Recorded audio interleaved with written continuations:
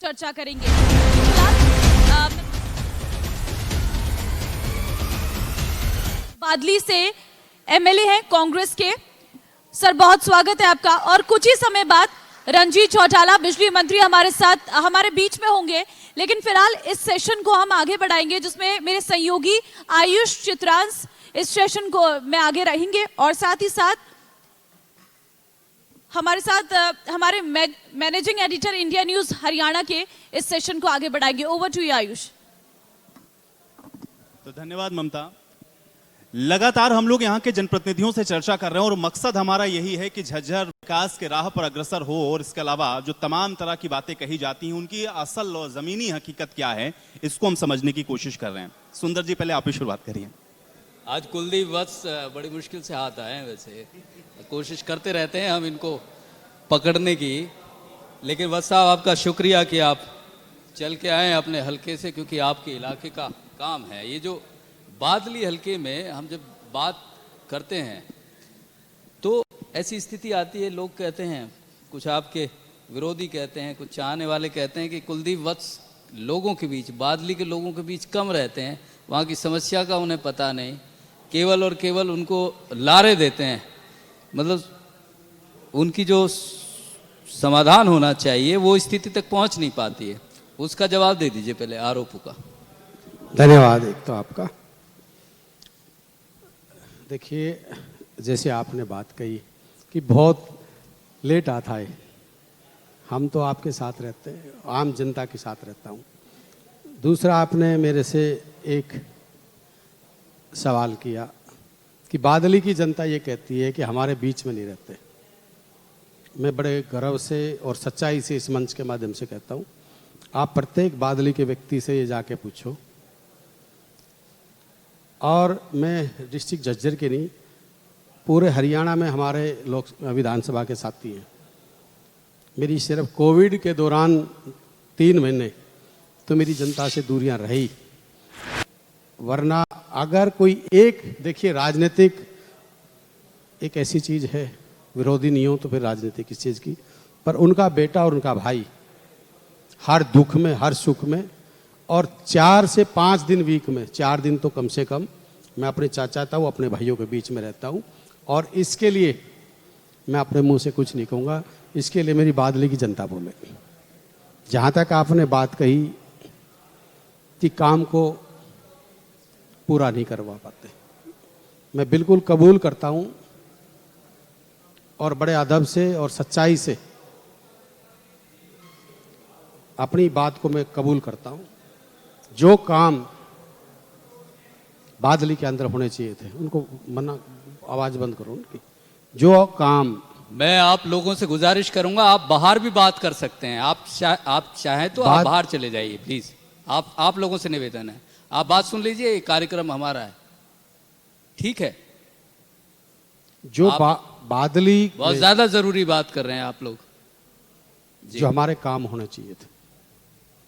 मैं पिछले 10 साल में, चाहे वो एम्स की बात है, चाहे वो रोडों की बात है, चाहे वो गांव में विकास की बात है, चाहे आज मेरे पूरे बादली की नहीं कहता, मैं पूरे जिला झज्जर की सड़कों की हालत आप देखिए। उन पर चर्चा हो चुकी है, बात हो चुकी है। नहीं, बहुत सारी बातें मैं अपनी बताऊंगा ना, मैं तो आपने मेरे से बात करी है तो मैं कबूल कर रहा हूं ना।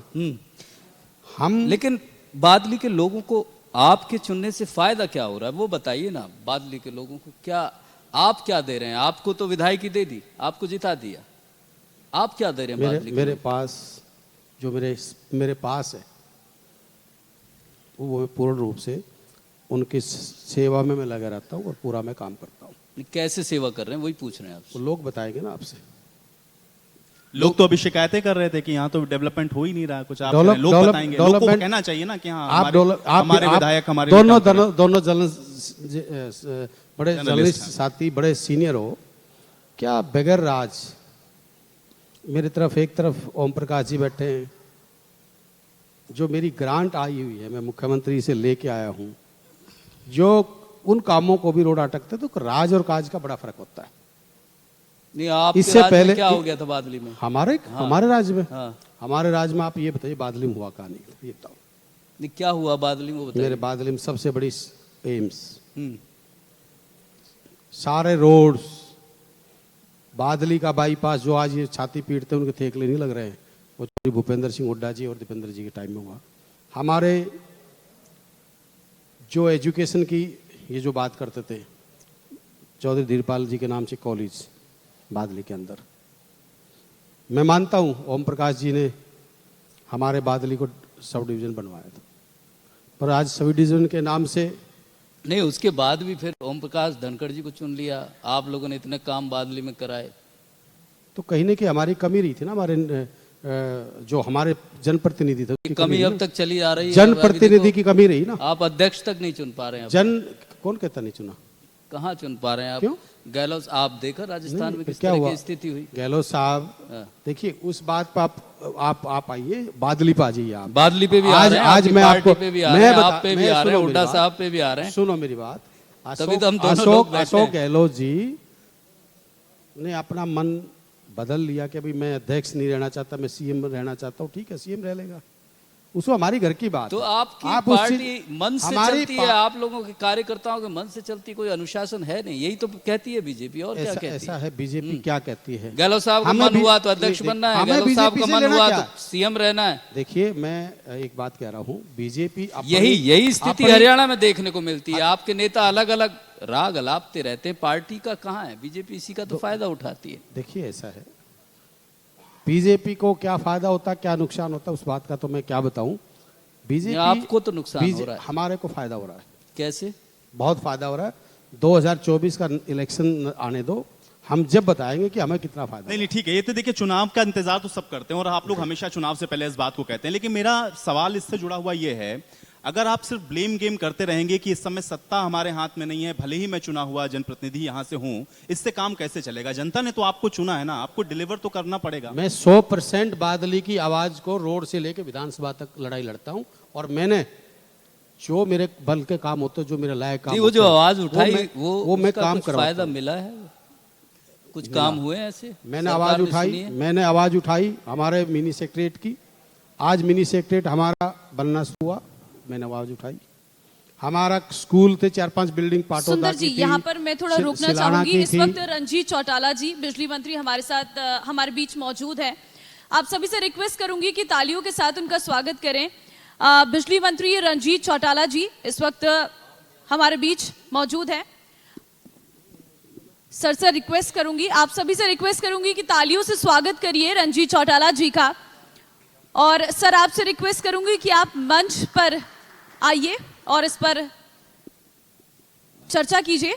तो एक बार तालियों से स्वागत करिए रंजीत चौटाला जी का।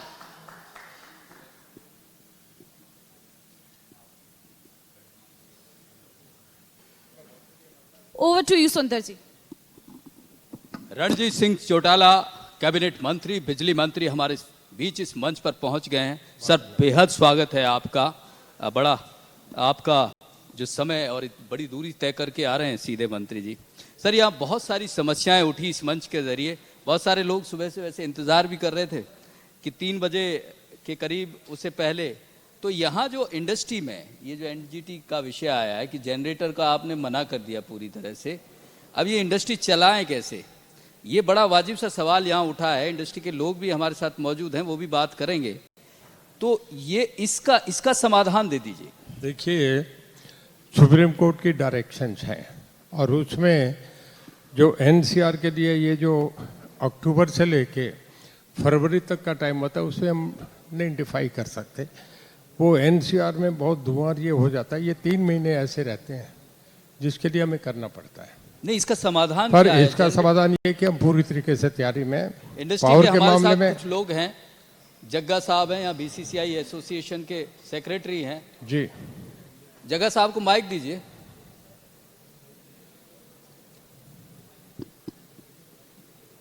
जग्गा साहब, एक आप अपनी बात रखिए, माइक दे दीजिए एक बार। प्रवीण, ये माइक यहां से दे दीजिए।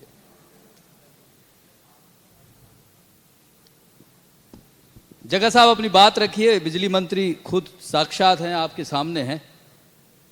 सबसे पहले तो महादरणीय बिजली मंत्री जी का बहादुरगढ़ पहुंचने पर बहादुरगढ़ चैम्बर और फुटवेयर एसोसिएशन की तरफ से तहे दिल से हार्दिक अभिनंदन व स्वागत। बहुत धन्यवाद, थैंक यू।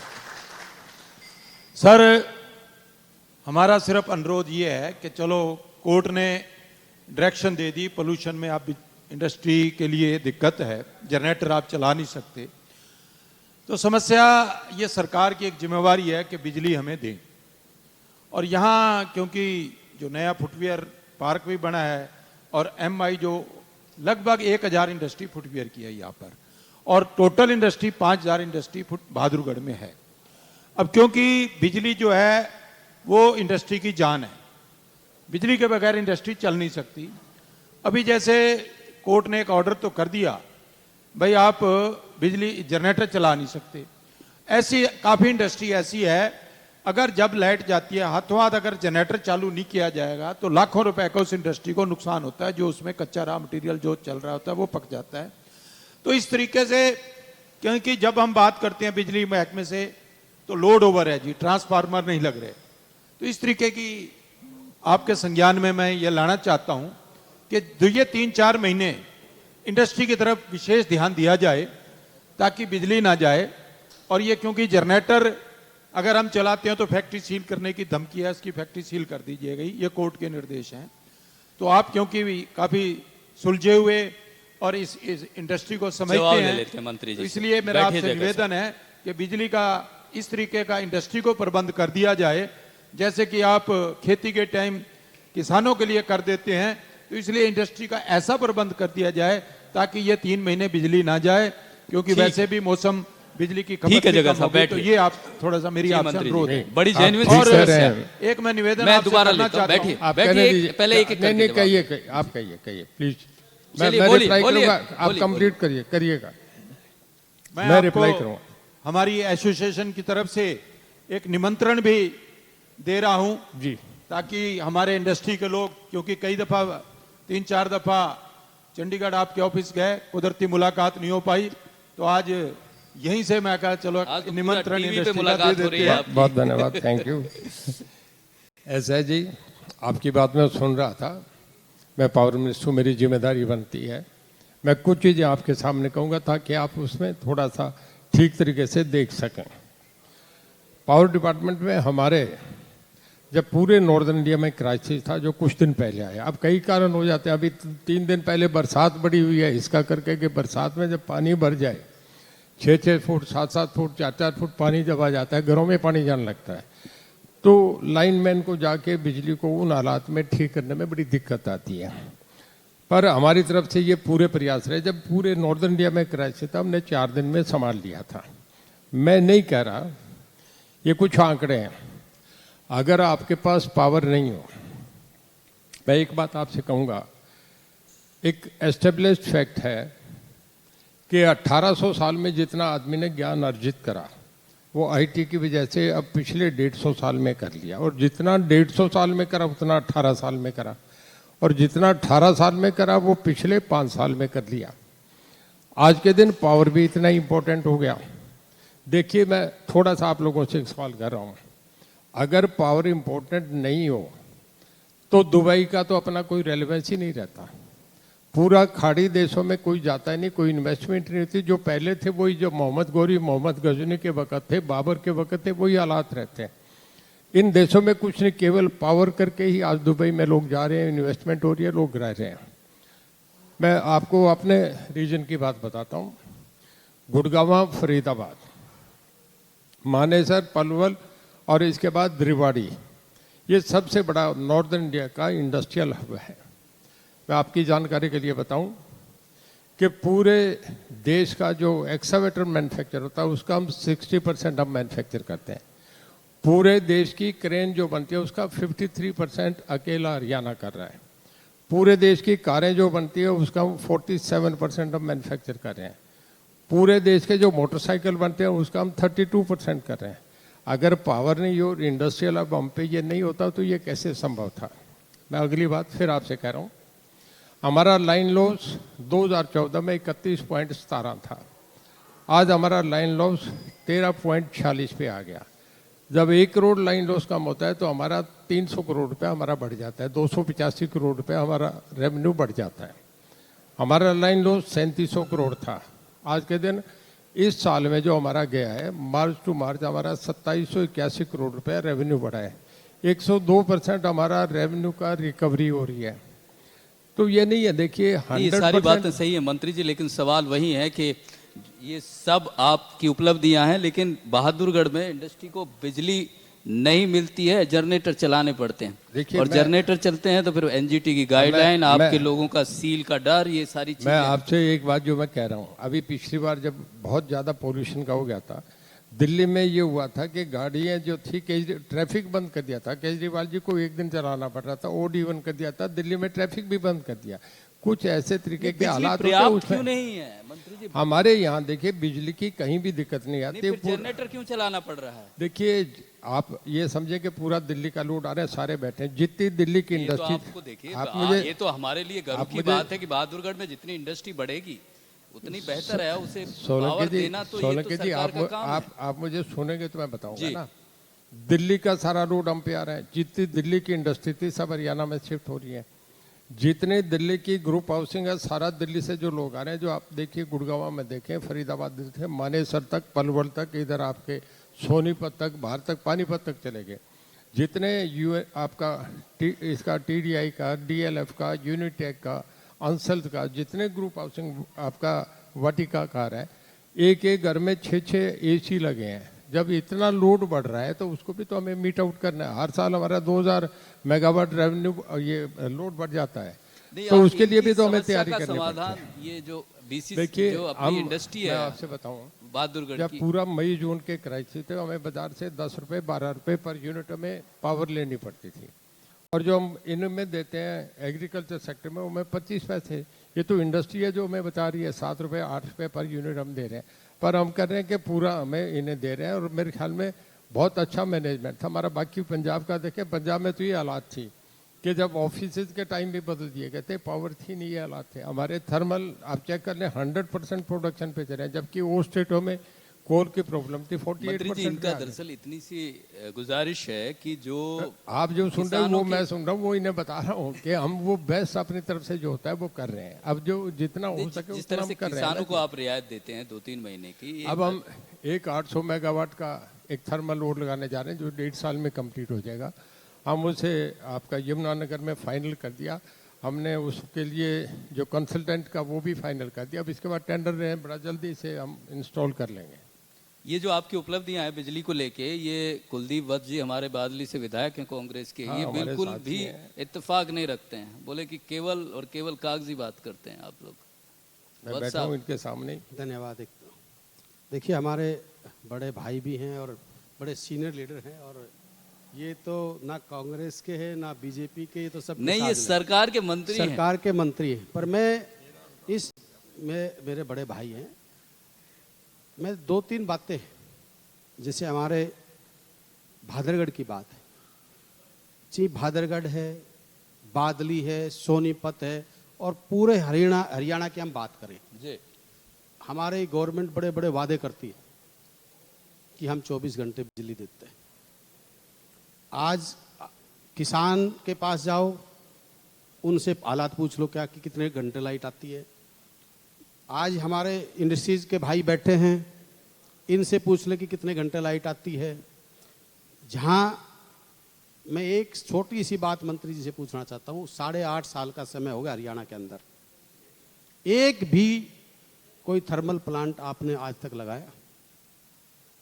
एक भी ये गवर्नमेंट, मनोहर लाल जी की गवर्नमेंट ने ये बताएं कि हरियाणा के अंदर हमने भाई ये नया प्लांट लगाया और इससे हमने बिजली बढ़ाई। जहां तक जनरेटरों की बात है, अब बेचारे बिजनेसमैन करें क्या?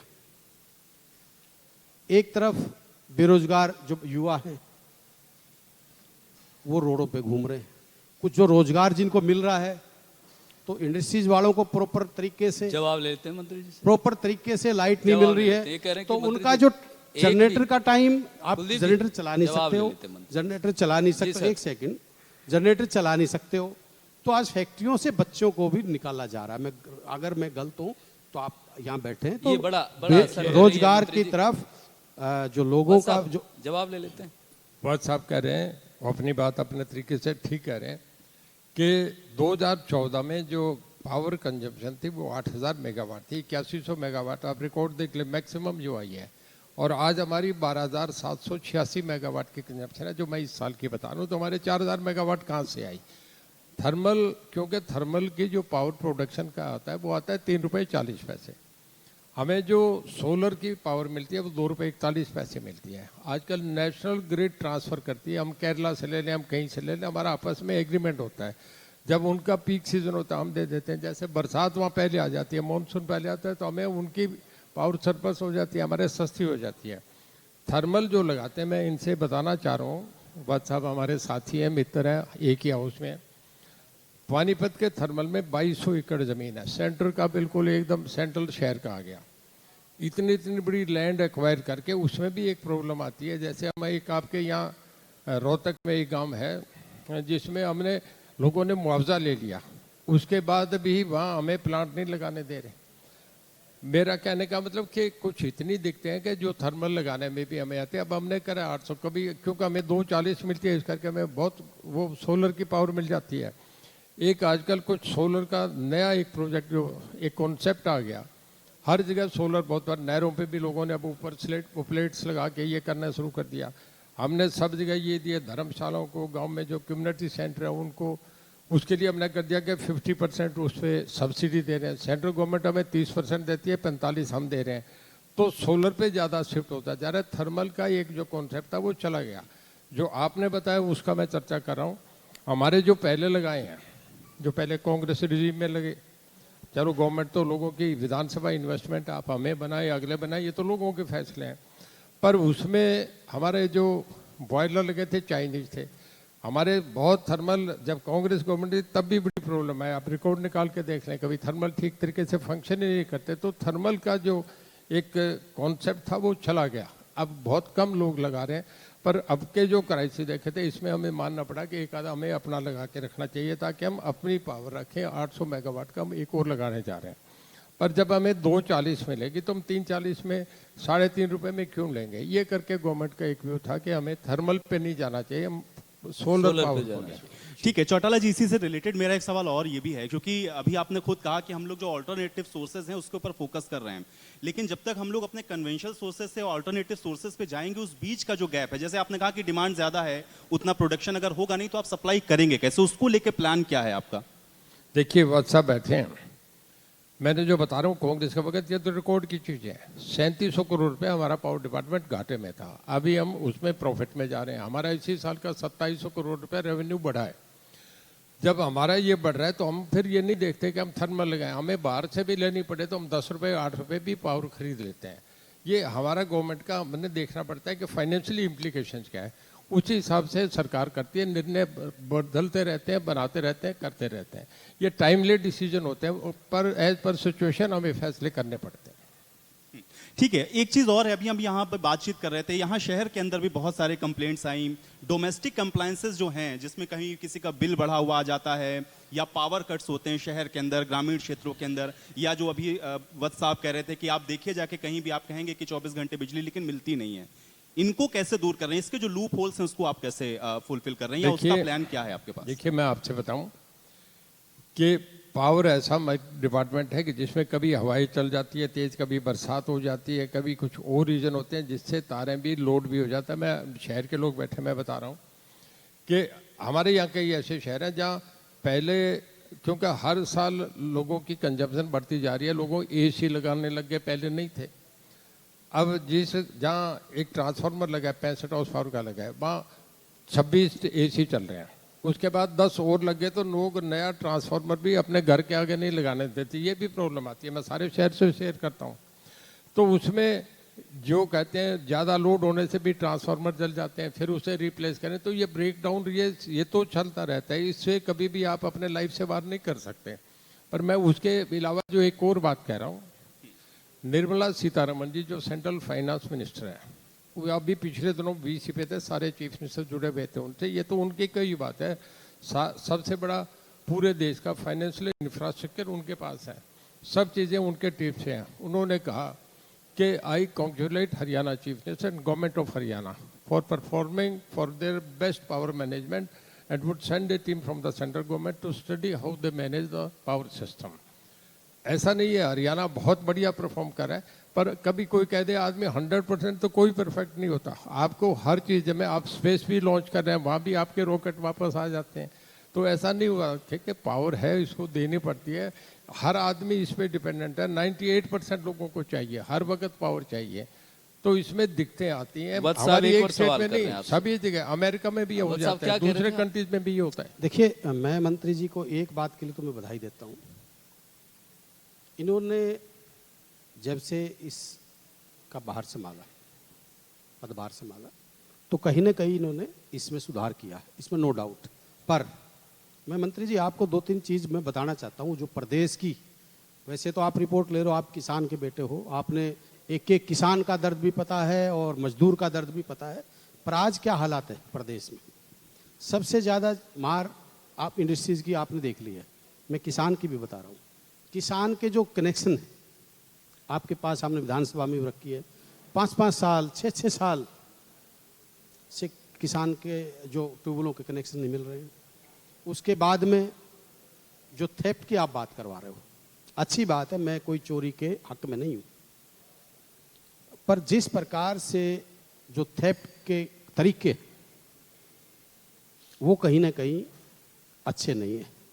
जो आपकी टीम बनी हुई है, मैं कहता हूँ अगर थेफ्ट पकड़ते हो तो उसमें ये नहीं होना चाहिए एक को पकड़ दो एक को छोड़ दो।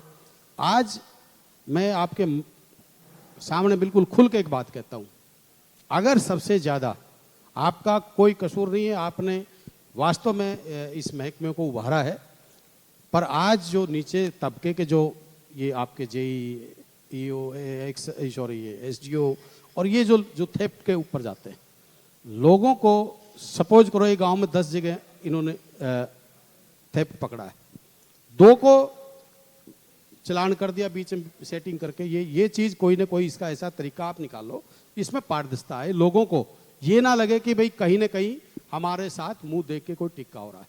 दूसरा, जिन गांवों में जगमग योजना के तहत आपने एक योजना लागू की, लोगों ने अपने मीटर बाहर लगा लिए, पूरा बिल दे रहे, पर उन गांवों में भी अगर 24 घंटे लाइट नहीं आ रही है, 12 घंटे कभी 10 घंटे कट लग रहे हैं, शहरों में बुरी हालात है, तो आप इसकी तरफ ध्यान करें।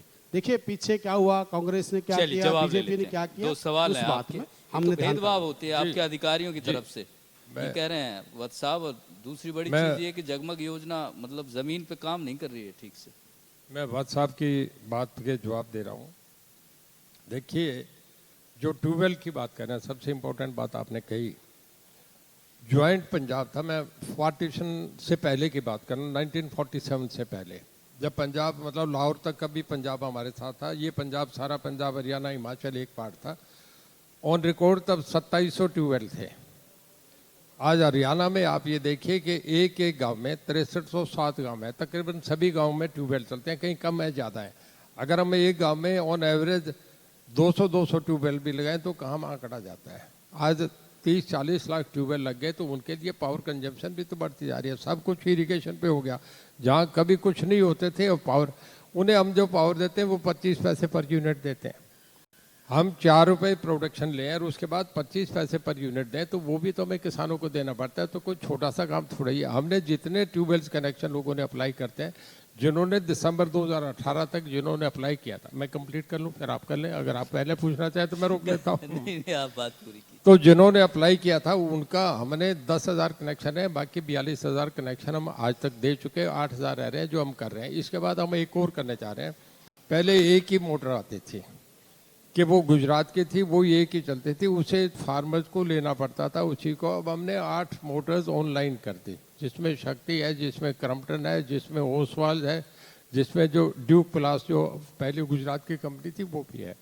अब वो जो चाहे पसंद करे। हमारे एसटी और जेई का ये फंक्शन है कि जाके वेरीफाई कर दे कि हाँ ये 3 स्टार मोटर है, वो हम लगाने जा रहे हैं। उसके लिए अब हम आइंदा ये फरी कर देंगे कि पैसे काउंटर पे जमा कराओ, ये कर दो, ट्यूबवेल की प्रॉब्लम सदा तक के लिए सोल्व कर देंगे।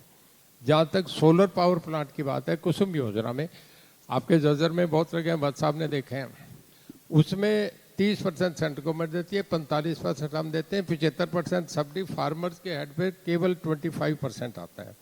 वो 5, 7 और 10 एकड़ के लिए सबसे बेस्ट है। इतनी लोगों की लाइकिंग है कि जब हम पोर्टल खोलते हैं तो आप समझो कि 40,000 2 घंटे में उस पर एकदम लोग अप्लाई कर देते हैं। अगर रात को खोलते तो 3-3 लाख है, क्योंकि इतना सब्सिडी पे पैसा आता है, इस करके एक हमें लिमिटेड पे ही उसे हम दे सकते हैं। इससे अगली बात जो ये कह रहे हैं कि SDO JEE की कई बार मैं करता हूँ, मुझे कंप्लेंट्स आती है, शायद वत्स साहब से भी मेरी एक आध बार बात हुई है। नीरज शर्मा जी ने तो ऑन रिकॉर्ड उस पर टीवी पे और फोन अखबार में भी बोला है कि पहले मंत्री देखे जिसने मुझे फ़ोन किया, मेरे पे तुरंत फ़ोन आया और मेरा सोल्यूशन साथ के साथ कर दिया। कादयान साहब से पूछ लो, हुड्डा साहब से पूछ लो, मुझे डायरेक्ट फ़ोन आते हैं और मैं तुरंत करता हूँ। आज अभी प्रोफेसर वीरेंद्र सिंह का फ़ोन आया मुझे, नहीं, मैं भी कहता हूँ, मैं एक मिनट में जो SDO मेरा फ़ोन नहीं उठाए, अगर 3 बार कॉल मिस कॉल चलूगी तो इमीडिएट सस्पेंड करता हूँ, चार्जशीट करता हूँ।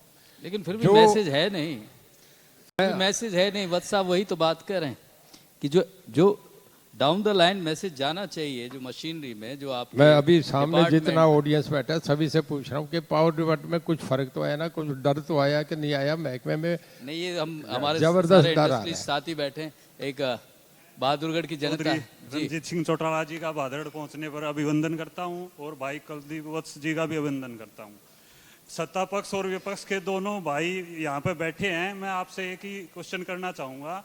आपकी पार्टी ने तो मैनिफेस्टो में भी दिया है 150 यूनिट हिमाचल में फ्री देने का वादा किया है, और आप भी विपक्ष में, आपकी भी एक मजबूत विपक्ष के नाते जिम्मेवारी बनती है कि 150 या 200 जो भी पॉसिबल हो सके उसमें जनता को इस महंगाई के टाइम में राहत देने का कार्य करेंगे, और कब करेंगे और कब तक ऐसा आपका विजन है, इसके बारे में थोड़ा अवगत करें। मैं आपकी सवाल आवाज ठीक दोबारा- क्लियर नहीं आ रही थी, एक बार दोबारा, तभी मैंने आप कहा कोई था नहीं, वहीं नजदीक। से आ जाएगा आपकी, कैमरा हमकी आपको। सबकी आवाज आप सवाल सीधा सवाल कीजिए। आज जनता महंगाई से बिल्कुल त्रस्त है, और आप कह रहे हैं कि फ्री यूनिट कुछ की जाए।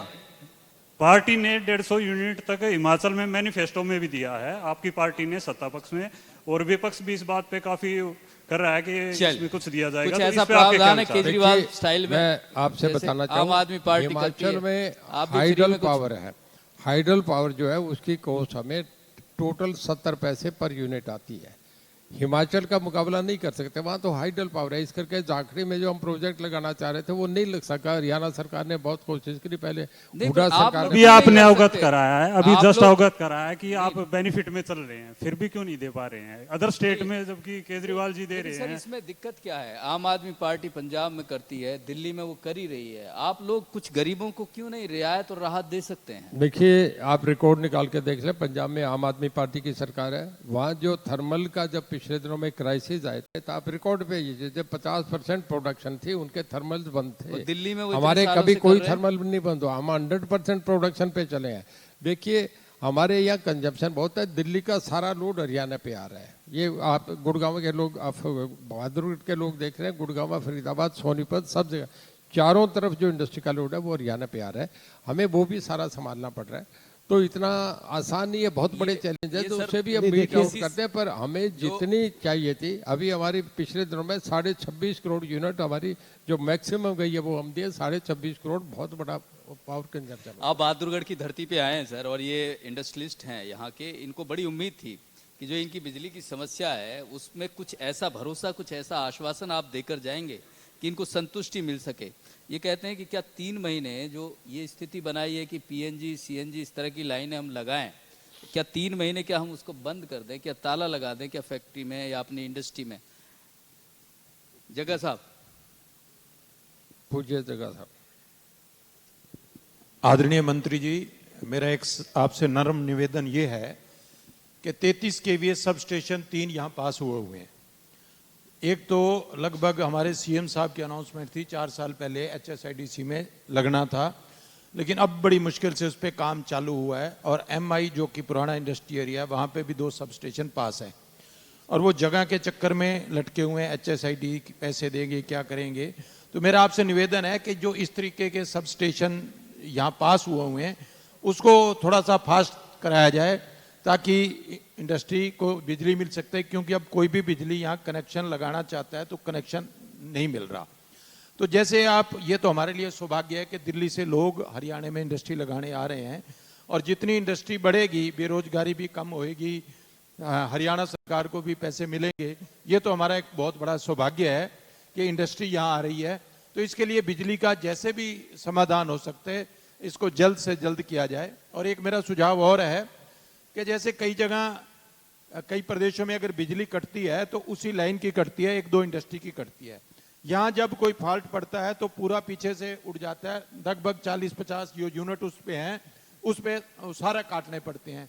तो बाकी इंडस्ट्री को एक में फॉल्ट होने से सबको नुकसान होता है। तो एक इस तरीके का जो भी एक चेक करके रास्ता निकाला जाए ताकि पूरी इंडस्ट्री परेशान ना हो।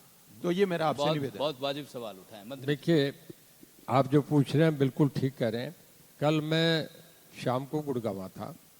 गुड़गांव हरियाणा न्यूज़ वालों का जैसे आज आपका लाइव प्रोग्राम था, मैं भी उसमें गुड़गांव। आप कुछ कहना चाहेंगे? हाँ, कर लो। ये करे कि आप भी वहीं थे? बोलूंगा, मैंने पूछना है कोई सवाल। अच्छा। तो मैं लेट गया था, आप शायद मेरे से पहले कराए थे। तो वहाँ भी ये सवाल आया, तो मैंने सारे इंडस्ट्रियल एसोसिएशन भी इकट्ठी हो रही थी, उससे पहले एक प्रोग्राम था उसमें गया था। तो मैं उन्हें कहने लगा कि जी मैं इसी महीने में अक्टूबर में ही आपको 3rd वीक में डेट फाइनल करके मैं 5 तारीख से पहले आपको कन्वे कर दूंगा। मेरे ACS आएंगे, आजकल पावर सेक्रेटरी हो गए, प्रिंसिपल सेक्रेटरी हमारे चीफ मिनिस्टर के हैं, तो वो मेरे अभी प्रिंसिपल सेक्रेटरी पावर हो गए, और मेरे सारे MDs होंगे और सभी डायरेक्टर्स मैंने चीफ इंजीनियर को बुला लिए। सारी फरीदाबाद आपके गुड़गांव के इंडस्ट्रियल एसोसिएशन के जितनी अलग अलग डिफरेंट जो उनकी कंपनीज है सभी को बुला लिया।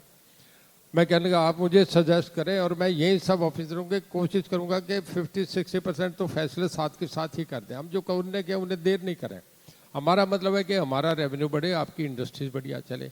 हमें जो ठीक होगा, मैं तो लोगों से सलाह लेके हम तो माफ करना, 1 मिनट, मैं मेरा ये 3rd टर्म है एज मिनिस्टर का। मैं 3री कैबिनेट में हूँ। मैं पावर में उससे पहले मैं मेंबर पार्लियामेंट भी रह लिया, डिप्टी चेयरमैन प्लानिंग कमीशन भी रह लिया स्टेट का। थोड़ा सा अपने एक एक्सपीरियंस से देखता हूँ कि बेसिक चीज़ें तो वही है, जब उसे ठीक करने लगो तो आपको सब जगह से पॉजिटिविटी में सब चीज़ें मिल जाती हैं। आपने जो सुझाव दिए उसका आप मुझे कहेंगे, मैं यहाँ भी एक मीटिंग रख लेता हूँ। कोई इस तरीके की बेस्ट सजेशन हो तो हमें दें, हम करेंगे। हमारा काम है लोगों के काम करना। हमारा तो देखिए, हम we are the share holder, officer are just nominee. हमें काम लेना आता है। आप जरा अपने कभी भी, मैं तो जब भी कोई आदमी कह देता है तो मैं तो इमीडिएट साथ के साथ फैसला 1 मिनट में लेता हूँ। कोई बेस्ट सजेशन हो तो मैं सबसे कहूँगा कि जिस दिन आप चाहे मैं एक दिन प्रोग्राम बना लेता हूँ, ऑफिसर्स को बुला लेता हूँ। और ये बात ठीक है कि हमें थोड़ा सा उन्हें पुल अप तो करना पड़ता है। अगर नहीं करेंगे तो ये इतना इम्प्रूवमेंट नहीं होता, और कभी भी सारी चीज़ें कंप्लीट नहीं होती, वो बराबर रहती है, उसे करना ही करना पड़ता है। तो मैं जो आपने सुझाव दिए उसको मैं पूरा प्रायोरिटी पे रखूँगा, इसे ठीक करने का पूरा प्रयास करूँगा। तालियां हो जाएं जोरदार। मंत्री जी ने बड़ा भरोसा दिया है, और ये एक मीटिंग आपके यहाँ भी हो सकती है जैसी गुड़गांव में हो रही है, आपकी समस्या ताकि ऑन द स्पॉट आप कभी कर लें, अक्टूबर में ही रख लेता हूँ। तो ये बड़ी चीज है। पूरे फरीदाबाद आपका बहादुरगढ़ इंडस्ट्रीज को कॉल कर ले, मैं मेरे MDs और सब ACS को सबको लेके आ जाता हूँ। आपकी प्रॉब्लम बिल्कुल नहीं। देखिए चौटाला जी, मुझे लगता है कि इससे बेहतर कुछ नहीं हो सकता। यहाँ पे विपक्ष के तरफ से बैठे हुए विधायक अगर इस बात को कह रहा हूँ कि नहीं, निसंदेह बहुत सारी चीजें ऐसी हैं जो बदली, लेकिन कुछ चीजें ऐसे इसमें आपको काम करना है।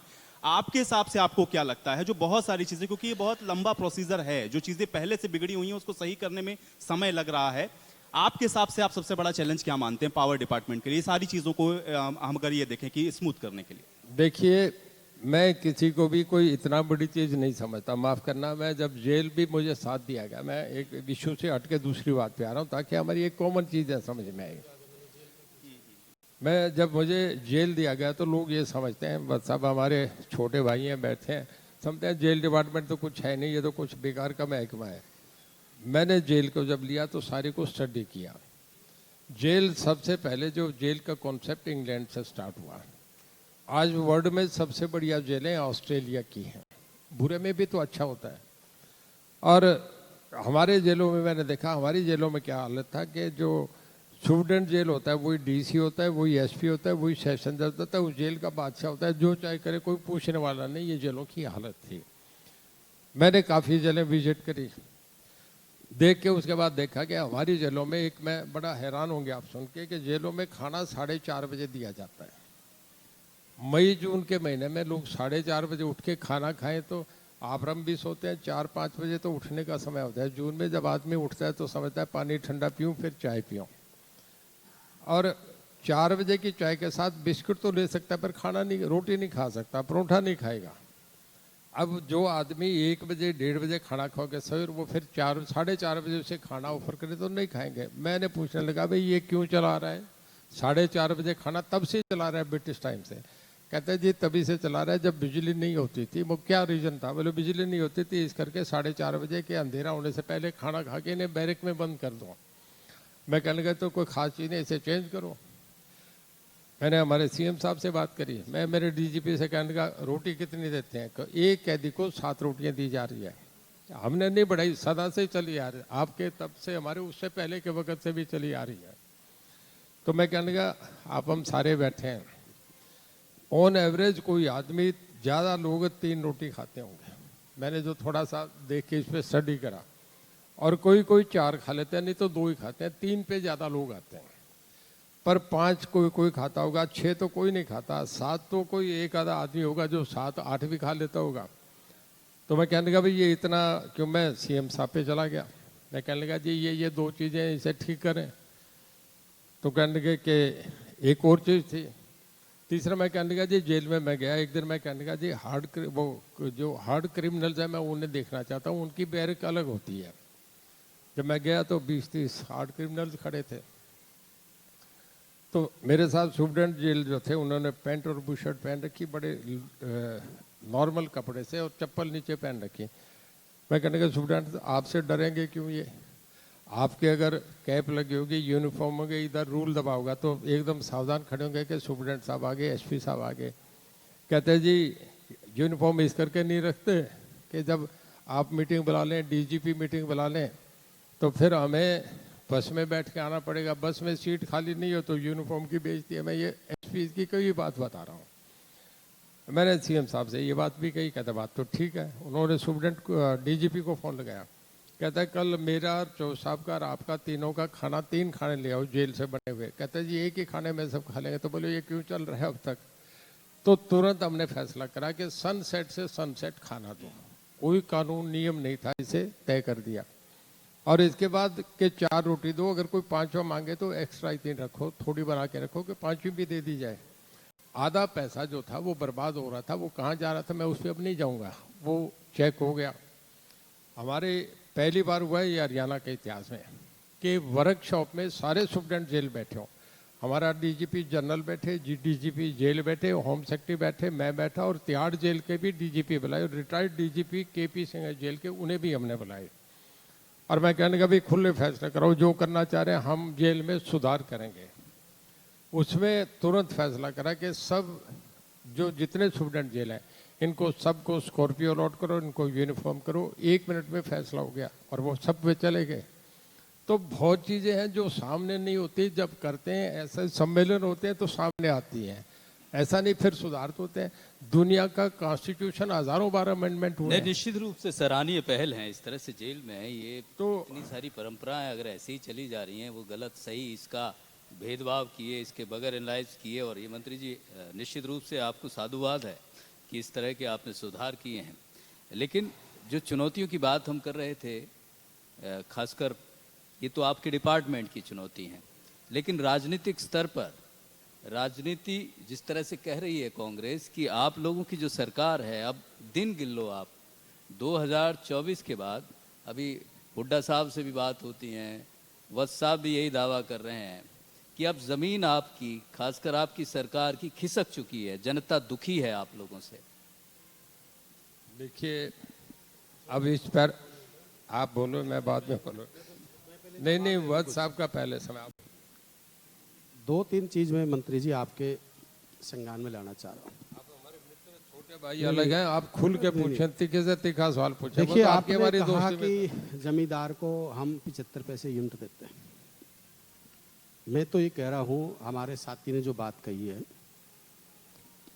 एग्जैक्ट अगर सच्चाई देखे जाए सभी पार्टियों के लिए, मैं एक बात कह रहा हूँ, जो ये रेवड़ी बांटने की एक परंपरा चल रही है, कांग्रेस है, बीजेपी, आम आप कोई भी हो, आप जो एग्जैक्ट एक्चुअल जिनको जरूरत है उन आदमियों को इस चीज़ का फायदा नहीं मिलता है।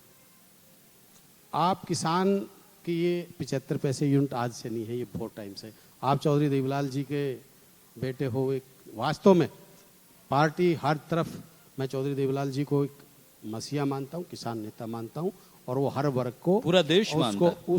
वो एक बहुत उसके थे। किसान और मजदूर इस देश के जन्मदाता है। उनका पसीना देखिए, उनका बेटा सीमा पे रक्षा करता है और किसान पूरे देश का और पूरे प्रदेश का पेट भरता है। तो उसी प्रकार से जो मजदूर है उनके लिए भी हमारा फर्ज बनता है। बिजली में हम रात दें, हर व्यक्ति चाहता है मैं चैनल में बैठ के खाना खा लूँ। दूसरा, आपने जेलों की जो बात की, अच्छी बात है, आपने खाने पे सारी चीज़ें ठीक की, पर मैं बड़े बेबाक तरीके से और बड़ा उस तरीके से बात करना चाह रहा हूँ। जेलों में जो आज ये फ़ोन यूज हो रहे हैं, कहीं ना कहीं ये फ़ोन कल मेरे पास भी आ सकता है जेल से, और किसी के पास भी आ सकता है। वत्स साहब को पिछली बार धमकी भी देखिए, मेरे से वो धमकी तो आती रही। मैं जो आम जनता की बात मैं कहना चाह रहा हूँ, जो आपके जेल सुप्रिटेंडेंट हैं, जो आपके अधिकारी हैं, क्या उनकी मिली भगत के बगैर अच्छा खाना, फोन, पैसे, हर चीज कैसे पहुंचती है, उस पर आप गौर करें। देखिए, मैं पहले तो जेल वाली बात कही, आपका जवाब देता हूँ। हरियाणा ऐसी स्टेट है, अब मैं दूसरी जेलों का नाम नहीं लूँगा, किसी स्टेट को बुरा कहना अच्छी बात नहीं।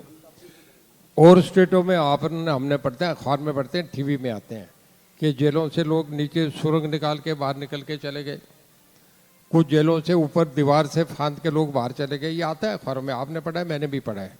ये भी पढ़ा है कि बाहर जेल से जब उन्हें कोर्ट में लेके जा रहे थे तो इनकाउंटर करके, गेट से बाहर इनकाउंटर करके कैदियों को छुड़ा के लेके के ये आया है। पर हरियाणा में आज तक ऐसी एक घटना भी नहीं हुई, एक घटना, सिंगल घटना भी नहीं हुई। ये जरूर हुआ है कि मोबाइल इक्का दुक्का चला जाता है। अब 70 एकड़ की जेल है, उस पर रात को कोई हर जगह इतने पहरेदार नहीं रह सकते। आप पूरी जेल का इतने आप चप्पे चप्पे पे पुलिस नहीं खड़ी कर सकते। इस चीज को मैं नहीं मान सकता। मैं कंप्लीट कर लूँ एक बार, आप बोल रहे थे, आप नहीं, आप कंप्लीट। अब मैं कह रहा हूँ कि उसके बाद कुछ जगह मोबाइल पकड़े जाते हैं, उसके लिए मैं इमीडिएट उन पे एक्शन लेते हैं। आप मानते हैं? माफ करना, मैं कुछ जेल चूक तो सुप्रीडेंट है ना, हमारे, एक चौधरी मिनट, साहब। ये सारे बैठे हैं, जानते हैं सब बात। वत्स साहब को भी इस बात की जानकारी। हमारे कुछ ऐसे सुप्रीडेंट जेल थे जो दादा बने रहते थे, और मैंने उन्हें, कोई कहता था इन्हें कोई हिला नहीं सकता, मैंने उन सारों को, जो ऐसे 3-4 आदमी थे, उन सबको ठिकाने लगा दिए। आज तक 2.5 साल में दोबारा उन्हें नहीं आने, सब गारंटी लेते थे, बोले मुझे तो कोई छेड़ ही नहीं सकता। और मैं, माफ़ करना, मैं कोर्ट नहीं करना चाहिए, आप हमारे भाई हुड्डा साहब से भी पूछिए, उन्होंने भी मुझे उनकी सिफारिश करी थी। मैं गलत कह रहा हूँ तो मैं अभी फ़ोन लगा के बात कर सकता हूँ, पर ये कोर्ट करना अच्छा नहीं होता। मेरे बड़े भाई ने भी, ओम प्रकाश जी ने भी सिफारिश करी, पर मैं इस पर सुना ही नहीं। मैं कहने लगा नहीं, ये बदमाश है, मैं इनको ठिकाने लगा के रखूँगा। मैंने सुधार करा है, उसके बाद बहुत सुधार, मैं कंप्लीट कर लूँ। देखिए, मैंने 2-3 बातें करी, मैं रिकॉर्ड पे कह रहा हूँ। ये जेल में मैंने सुधार करा, खाने के मामले में करा, उनको यूनिफॉर्म और स्कॉर्पियो गाड़ी देने के मामले में करा। ये किसी जेलों में नहीं हुआ आज तक, पहले हरियाणा में नहीं हुआ, अब हुआ है। नंबर 3, पावर में जो सुधार करें उसका मैं बता रहा हूँ। देखिए, जितनी धर्मशालाएँ हैं, पंचायत भवन है, कम्युनिटी हॉल है, हमने अभी फैसला करा है कि हम उस पर 50 जो SC की हैं उस पर तो हम 75% सब्सिडी दे रहे हैं।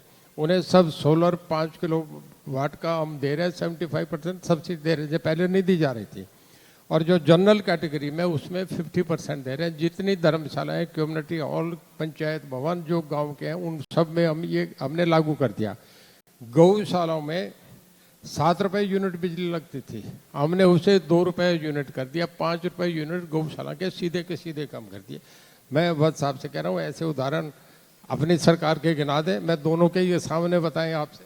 देखिए चौधरी साहब, इसमें कोई डाउट नहीं, मैंने आपको कहा कि आप सच्चे और सुच्चे आदमी हो, पर मैं जो बात कह रहा हूँ, आप जो जेल के सुप्रिटेंडेंट हैं, अगर आप में ताकत है आपकी गवर्नमेंट में, मैं खुली मैं इस बात के लिए कह रहा हूँ। मंत्री जी मान भी रहे हैं, आप ऑन रिकॉर्ड मान आप रहे आप कि 1-2 इस तरह के मामले आप बस जी जवाब तो दे दिया ना उन्होंने, बताया कि हम तो कर रहे हैं प्रयास। मैं जो बात वत्स साहब, समय की अब समय है, ये तो बात नहीं है कोई।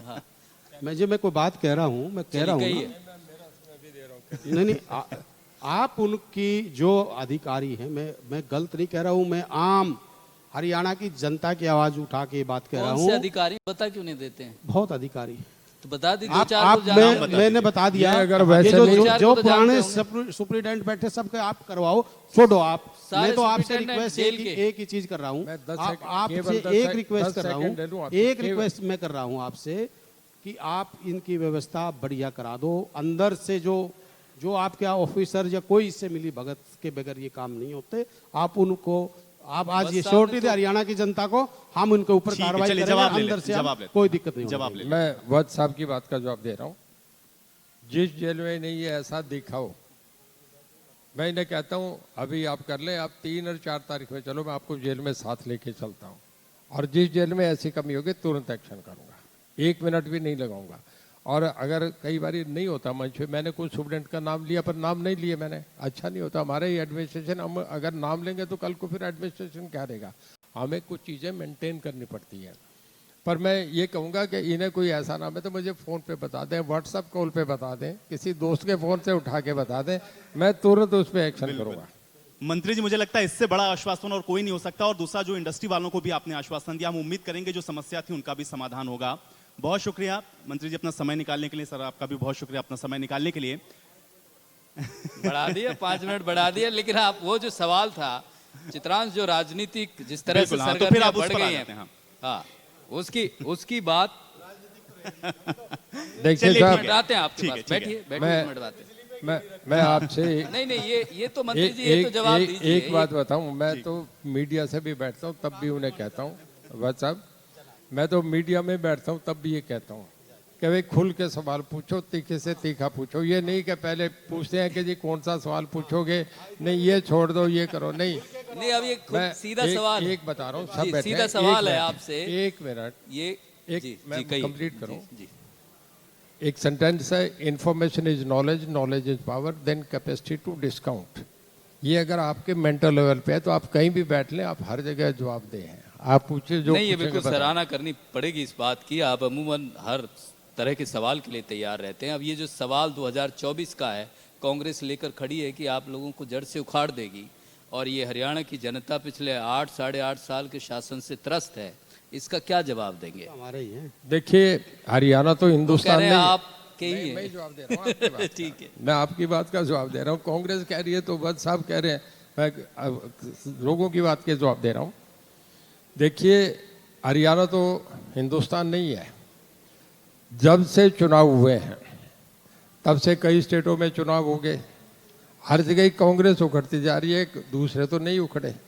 भारतीय जनता पार्टी, मैं तो हालांकि अभी तक टेक्निकल पार्टी का मेंबर नहीं हूँ, मैं इंडिपेंडेंट हूँ, मैं सपोर्ट कर रहा हूँ। सबसे पहले सपोर्ट करने वालों में था, मुझे सबके फ़ोन आ रहे थे, हुड्डा साहब का भी आया, हमारे पोतों का भी आया, और मुझे बीजेपी का भी आया।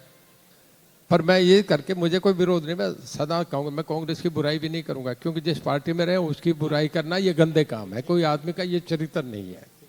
मैं कांग्रेस से, जमात है, विचारों की बात है। एक प्रजातंत्र की परिभाषा है कि जहाँ विचारों का विरोधाभास हो वहाँ प्रजातंत्र कहते हैं। माफ़ करना, कोई अपनी बीवी से भी आजकल नहीं कहता तो उसको वोट कहता है मैं मेरा डाला है तू तेरा डाला। आजकल वो लोभी करने का, लोग अपने आप समझदार हो गए। तो मेरा कहने का मतलब ये है कि मैं जिस पार्टी के साथ आ गया, मैं सिंसियर हूँ। मैं जब कांग्रेस में था तो कांग्रेस के साथ सिंसियर था। आप सारे बहादुरगढ़ के लोग बैठे, अभी तो आप हरियाणा की मेरी बात पार्टी में सुने, हो। मैं बता रहा हूँ, आप सब बैठे हैं, मेरी बात गलत बता दो। जाडली में हुड्डा साहब की रैली थी, मैंने 400 बसें अकेले रणजीत सिंह ने भेजी थी पूरे हरियाणा में। दम है हम पे, मैं गलत नहीं ये कह रहा, सच्चाई है। दम था। अब मैं बीजेपी में आया तो बीजेपी में भी मैं भीड़ करता हूँ, आपने 50-50 BJP हजार तो की नहीं की करता हूँ। मैं जब पार्टी को सपोर्ट कर रहा तो हूँ, मैं कोई इससे मंच पे बोल रहा हूँ, खुला बोल रहा हूँ, ऑन रिकॉर्ड बोल रहा हूँ, सबसे पहले देश में बोला कि मैं समर्थन दे रहा हूँ। मैं कांग्रेस को क्यों विरोध में, वह मैं इसका भी जवाब दे रहा हूँ कि जब कांग्रेस में मुझे, कांग्रेस जिसकी मैं इतनी बड़ी रैली करूं, सबसे बड़ी रैलियां करूं, वो कांग्रेस मुझे टिकट नहीं देता तो मैं उस कांग्रेस का क्या करूं? माफ़ करना, मैं पॉलिटिकल आदमी हूं। चाणक्य कहता है कि राजनीतिक आदमी सांस कब लेता है कब छोड़ता है, ये भी राजनीतिक होता है। बताइए, जब आप सवाल करके चुप होके फिर देखना चाहते हैं, फिर अगला सवाल तैयार करते हैं ना। तो मैं भी जब टिकट नहीं दे तो मैं इतना तो नहीं, मैं चौधरी लाल का बेटा हूँ, इतना तो स्वाभिमान है कि जिस खिड़की से मुझे टिकट नहीं मिले, मैं अगर जनता मुझे चुन के भेजे तो मैं उस खिड़की पे जाके खड़ा हूं, ये मेरी ज़मीर नहीं इजाज़त देती। तो मेरे हालात थे कि मुझे बीजेपी को समर्थन दिया मैंने। तो बस जवाब मिल गया होगा। कांग्रेस जो है तो देखिए, जाना ही नहीं है। सबकी शिकायत भी है कि हमारे एक सवाल ले लेते। एक चित्रांश, दो लास्ट में सवाल। एक बात कह हाँ, दूं। एक बार सवाल दे दीजिए, 2 सवाल जी। जो बोले थोड़ा वो जल्दी माइक से साथ सवाल लगा के बोलिए ठीक बोलिए, आगे हम आ रही कर आवाज़, दिया। बोलिए। हाँ। मंत्री जी नमस्कार बहुत जी, साफ करना विधायक चाह जी रहे हैं, राम एक बार राम, आपको करना। सभी भाइयों ने राम राम। मंत्री जी, हमारा भादरगढ़ का हाई टेंशन का बहुत बड़ा मुद्दा है। लाइन पार का, पूरी लाइन पार में हम पिछले बोर्ड में प्रस्ताव करके हमने हाई टेंशन हटाने का प्रस्ताव पास किया था जी। मैं नगर परिषद बोर्ड में था जी, 3 साल लगभग हो गए, उस पर कोई कार्रवाई नहीं हुई है जी अब तक। हाई हाई टेंशन तार रोज हादसे होते हैं जी शहर में। ऐसा है, कौन सी जगह है? ये लाइन पार जी, लाइन पार। लाइन पर। सुनिए मैं आपसे बताऊं, सारे बैठे हैं, कभी तारें पहले की डली हुई होती है, कभी बाद में नहीं डलती, कभी किसी मकान के ऊपर से हाई टेंशन नहीं। अब जो गवर्नमेंट फैसला करता है, जो हमारा मैनुअल है उसमें यह है कि स्कूल आ गया, जोड़ आ गया, गांव आ गया तो लाइनें बाहर से खींचते हैं। लाइनें पहले की खींची हुई है, लोग नीचे प्लॉट से मकान बना लेते हैं। अब बताइए ये कोई हम थोड़ा ही कर रहे हैं? पहले मकान नहीं थे, लोगों ने बाद में मकान बना दिए। मंत्री कभी साहब, मकानों एक के- मकान, मैं फंडामेंटली बता रहा हूँ, मकानों के ऊपर से लाइन कभी खींचते ही नहीं। नहीं, अब इनका अब सवाल- अगली बार मैं कह रहा समाधान हूँ ले लेते आपका, हैं। सीएम साहब ने भी जी टेंशन- घोषणा करी थी जी उसकी। हाई मंत्री। टेंशन जो तार होती है, वायर होती है, उनमें कुछ तो हमारी नहीं होती। वो जो है वो नेशनल ग्रिड की है। जो बड़ी बड़ी लाइनें जा रही है वो हमारी नहीं होती। जो जाडली से जा रही है वो सेंट्रल गवर्नमेंट की नेशनल ग्रिड। ये 11,000 की है जी। 11,000 सीएम साहब ने की- घोषणा 11,000 करी थी, रूट भी है जी। 11,000 की लोकल है। मैं आपकी बात का बता रहा हूँ, 3 साल हो गए, आप मुझे लिख के दे दें, मैं उसे हटवाता हूँ। अगर दूसरे के लिख के घर पे दिया नहीं हुआ है। जाए, मैं कह लो ना जी, अभी इनसे मैं यही ले रहा हूँ ना, आप लिख के दें, उस पर दूसरे का इतराज नहीं होना चाहिए, हम हटा देंगे। और अगर वो हटाना पड़ेगा, सुनो मेरी बात, आप सुन ले मेरी बात, फिर आपको शायद पूछना पड़े, तो उसके लिए आपका अगर वो कोई खर्चा पड़ेगा जो सरकार का, वो हम करेंगे। अगर वो आप पे कॉस्ट आएगी तो आपको भरना पड़ेगा, हम करवा दें। एक और सवाल ले लेते जी। बिजली मंत्री जी, जैसे आपने पूछा यही कि बिजली की व्यवस्थाओं में क्या सुधार आया है, तो मैं इसके लिए आपका धन्यवाद करना चाहता हूं कि बिजली की व्यवस्थाओं में सुधार आया है। हमारे एक्सीएन साहब, एसडीओ साहब तत्परता से काम कर रहे हैं। लेकिन इसके साथ एक बड़ा सवाल यह है कि जब फीडर ब्रेकडाउन होता है, या जब लाइन टूटती है, या जब ओवरलोड के कारण कंडक्टर जल जाते हैं, तो उन चीज़ का सोल्यूशन इनके पास भी नहीं होता, वो टाइम कंज्यूमिंग होती है। आज के समय में इंडस्ट्री बढ़ चुकी है, बहादुरगढ़ के अंदर लोड बढ़ चुका है, लेकिन जो हमारा इंफ्रास्ट्रक्चर है वो पुरानी तरह से डिजाइंड है।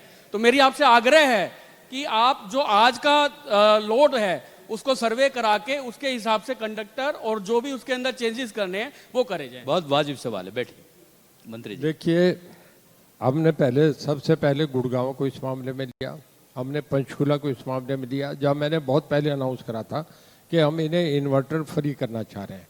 और वहाँ हमारी तुरंत मशीनें लगी, फटाफट हमारे ऑफिसर लगे, इसे करने लगे थे। बीच में कोविड का मामला आ गया, फिर एक ये किसान आंदोलन का मामला आ गया। ये 2-2.5 साल ऐसे गए कि जिसमें हम सोच रहे थे वो पूरी बात नहीं कर सके। ये आप ठीक कह रहे हैं, पर फिर भी हमने, आप गुड़गांव में पता कर लें, वहाँ एक जो 2 सर्कल हैं, एक सर्कल में 600 फीडर हैं, दूसरे में कोई मेरे ख्याल में जो गाँव वाले सब मिलके वो 1200 के करीब आते हैं, जिसमें हमने 80% पे काम कर दिया।